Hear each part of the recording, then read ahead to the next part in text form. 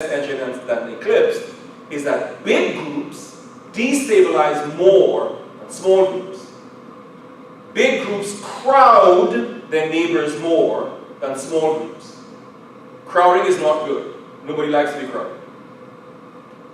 So really the energy of this species, of this A conformer, the energy of this A conformer is greater than the energy of the A conformer when it was just Fe.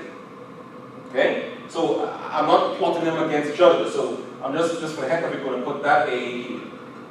So that's my A. Where is my B? Well, I know that B is eclipsed. So however I think about it, the energy of B is going to be higher than the energy of A.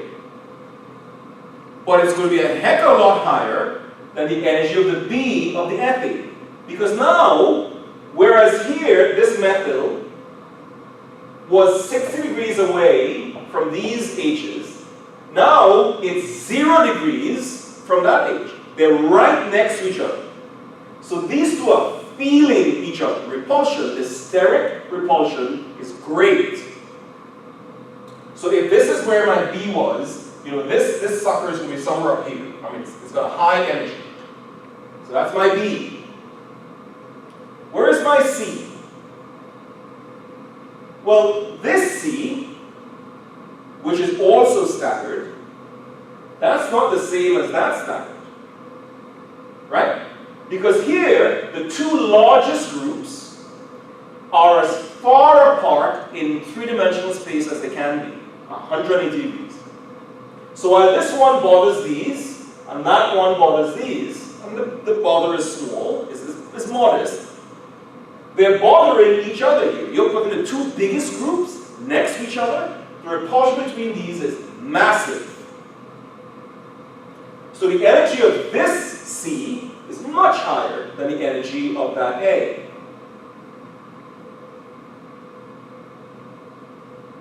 Right. Now, however, this is eclipsed, this is staggered. And all staggers are more stable. All staggers are more stable than eclipsed. So this species, C, is going to be somewhere down here. It's not as stable as that one, but it's staggered, it's not eclipsed. What about D? Well, D is eclipsed, but it's worse than this one. Because the two biggest groups are now at a dihedral angle of 0 degrees. Hello? Hello? Yeah, I'll be coming in in 5 minutes. Yep, almost done. 5 minutes. Okay. Right, so this eclipse is of higher energy than this eclipse. And in fact, it's the highest energy of all. Because the two biggest groups are the dihedral angle of 0. So really, D is up here.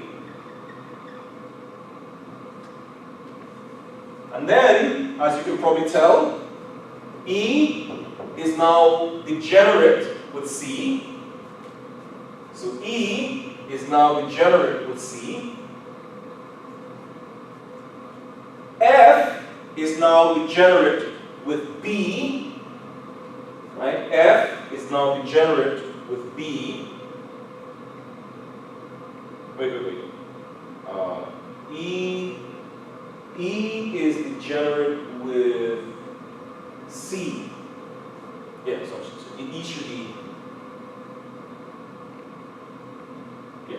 So E is degenerate with C. F is degenerate with B.